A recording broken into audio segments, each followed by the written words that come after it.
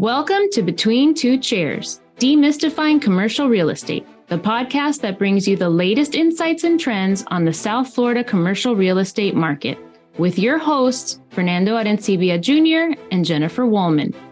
In each episode, we dive into the world of commercial real estate and break down complex concepts to make them accessible for everyone. Whether you're a real estate professional, a curious investor, or just interested in the South Florida market in general, Between Two Chairs is the podcast for you. So pull up a chair and join us.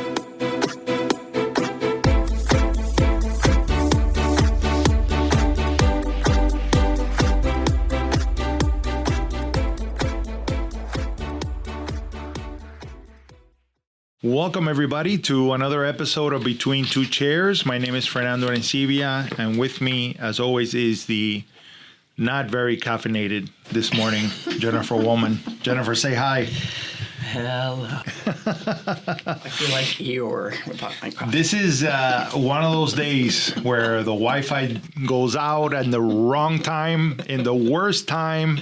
You know, one of those things that, you know, they're like black swan events. It never freaking happens, and it happens. And then we can't get a door open in the office building. And then, you know, the coffee machine begins to malfunction. It's just one of those days. It'll be all right. It's a beautiful day. We live in Miami. All's good. We will make it through it together. There we go. One of the things that we have been discussing is this theme or this idea of building generational wealth. And I think that when you first presented this idea to me, my thought is, man, there is so much cliche out there about building generational wealth, and we don't really dive into, you know, what that means. And when you are in this business and you're in, you know, work with a lot of investors in commercial real estate, there are usually an investor has an investment philosophy. They have an idea of what it is that they want to buy.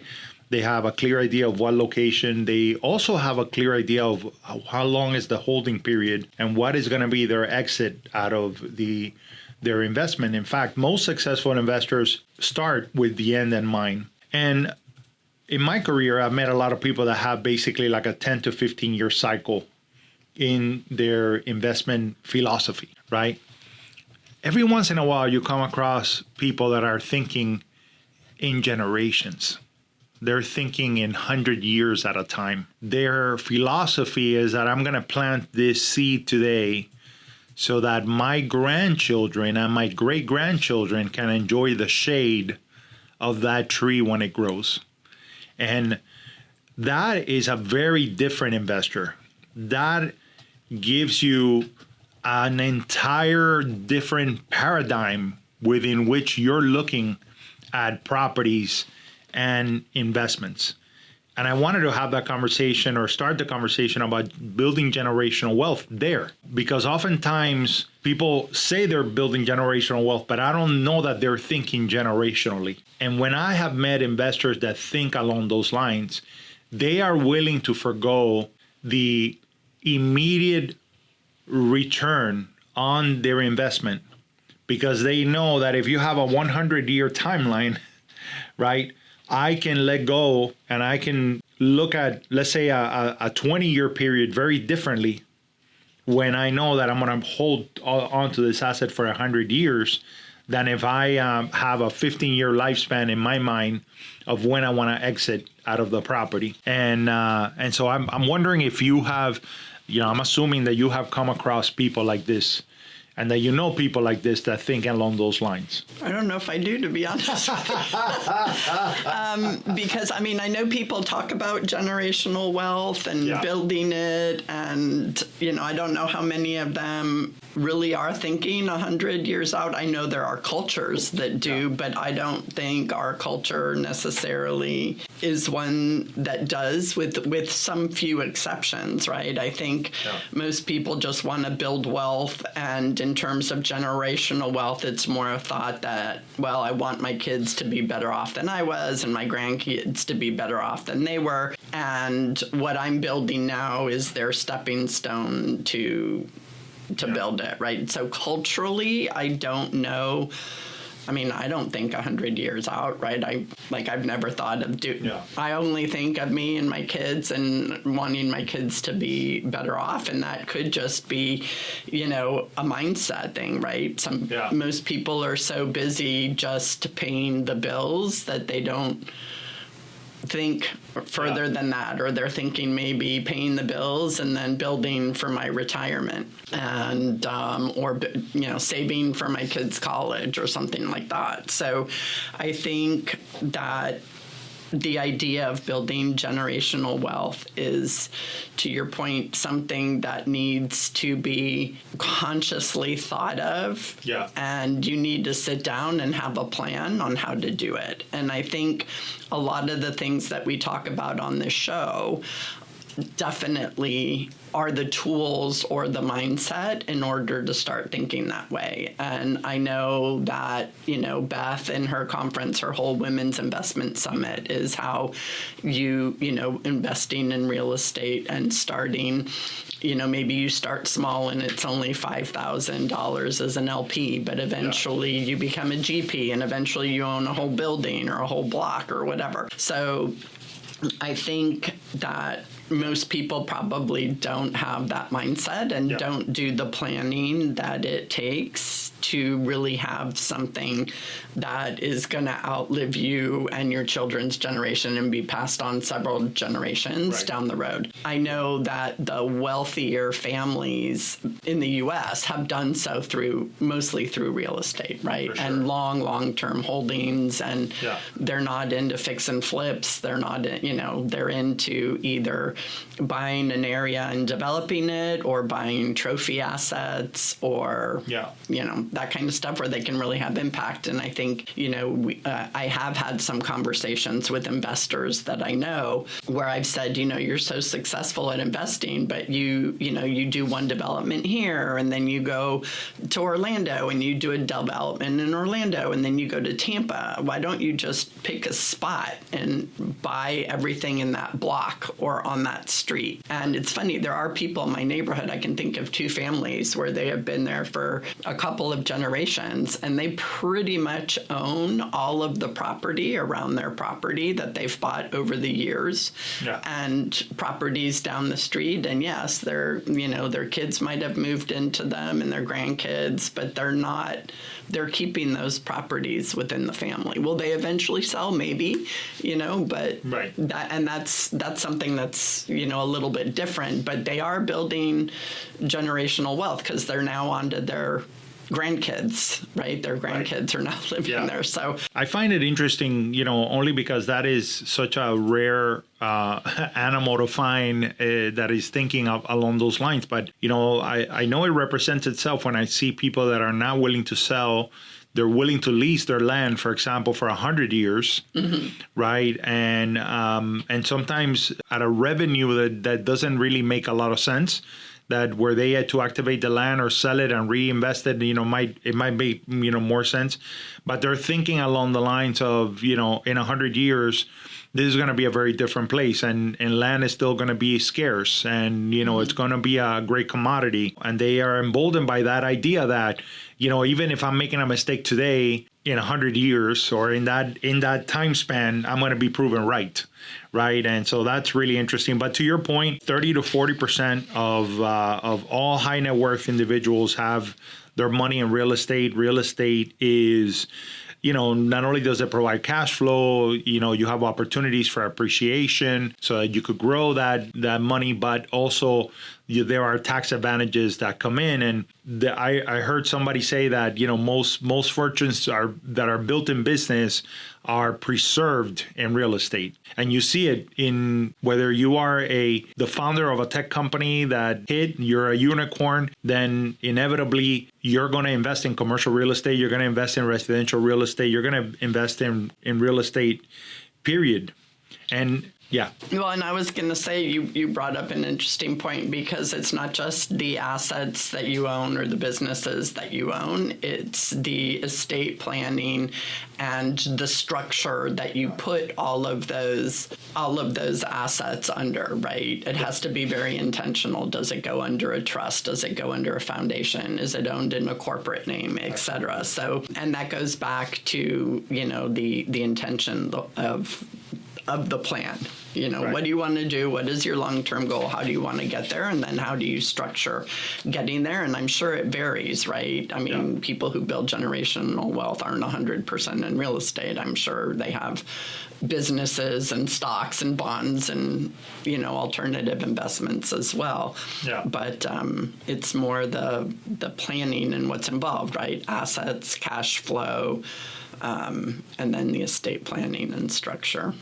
Yeah, and to your point, real estate is one of those assets that the tax law almost actively supports long-term ownership, right? Whether you're looking at capital gains, where you're looking at the ability to do a 1031 exchange so that you can, move from one property into a bigger property and so on and so forth, and continue to build it. And there are a lot of, benefits that allow you to build that wealth, because really, ultimately, all investments is about, leverage and time, and basically getting the compound effect to activate. Well, and I think one of the parts that probably doesn't get talked about enough in generational wealth, and I know there's been a lot of talk about it recently, is financial literacy. Because, what is the saying that the first generation builds it, the second one spends it, and the third one loses it, or something to that effect. And I think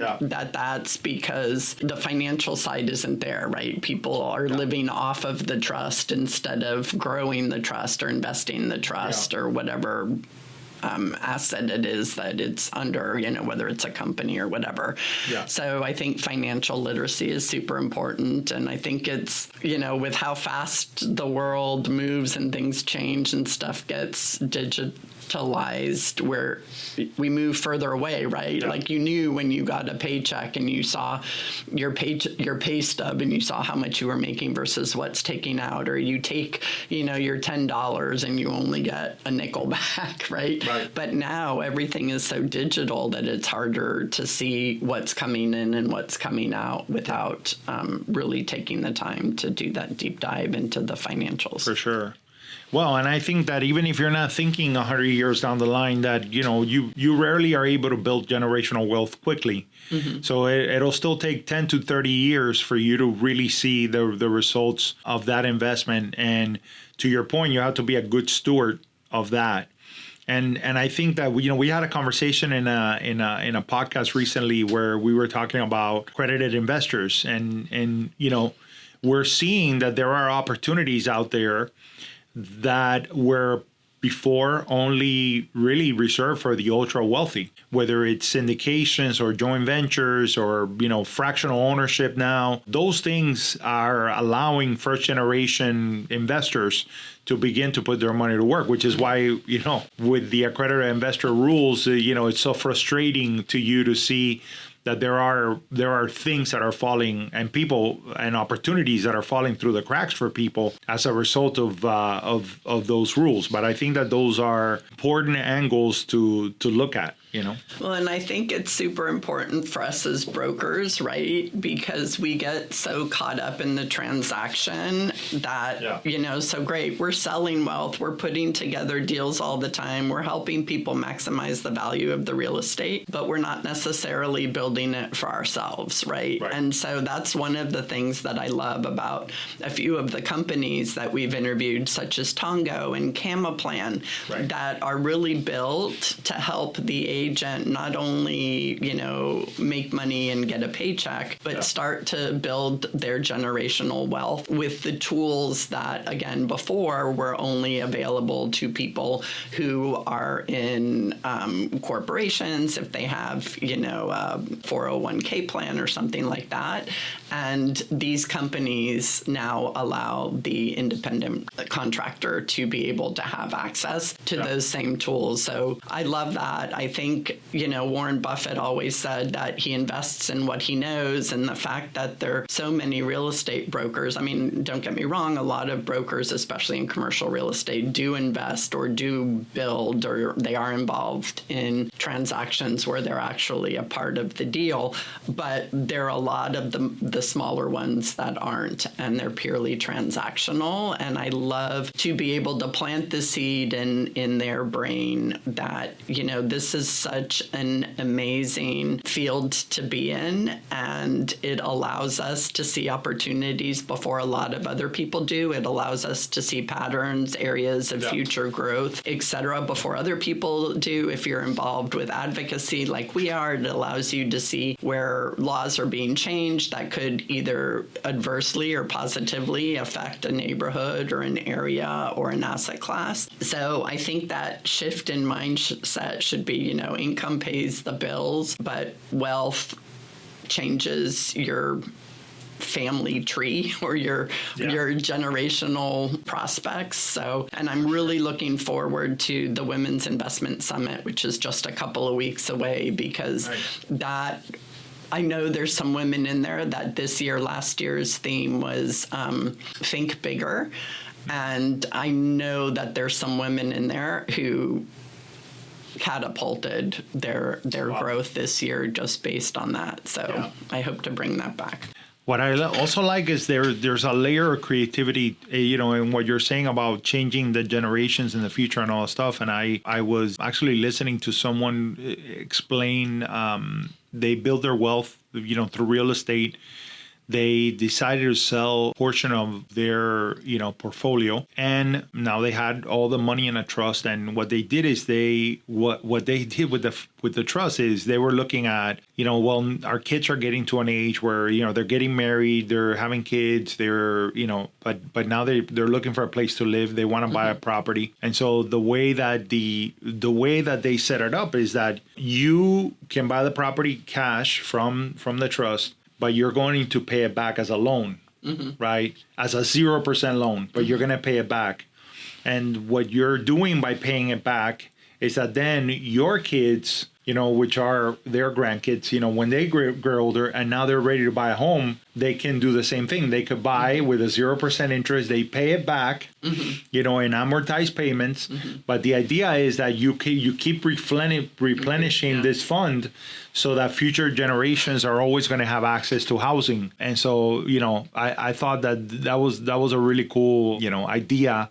And imagine that's an incredible thing to be able to say that your kids and your grandkids are never going to have that worry of where they're going to be able to utilize the money for that.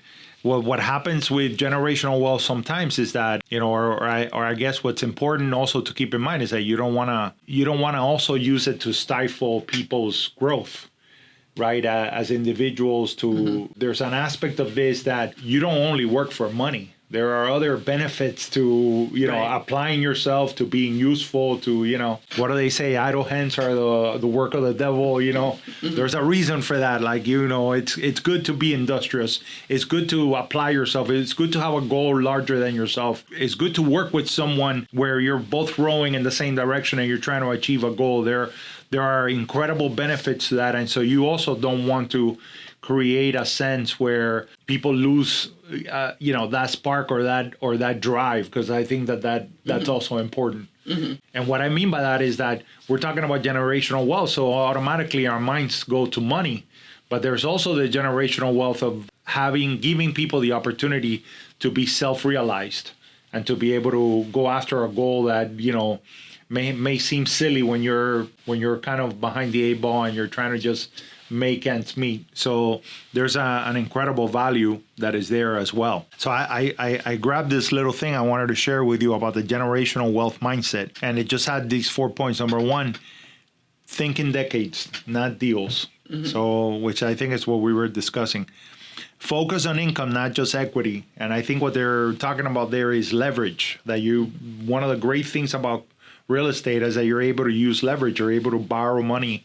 You're able to get a loan so that you can get into a deal without having to put 100% of the equity. This is something you mentioned, build systems so that heirs can manage the money, because I think that you're right. That's usually where there are frictions and issues happen that are there. And then wealth isn't what you earn, it's what you keep and transfer. And I think that has to do with the tax advice, right.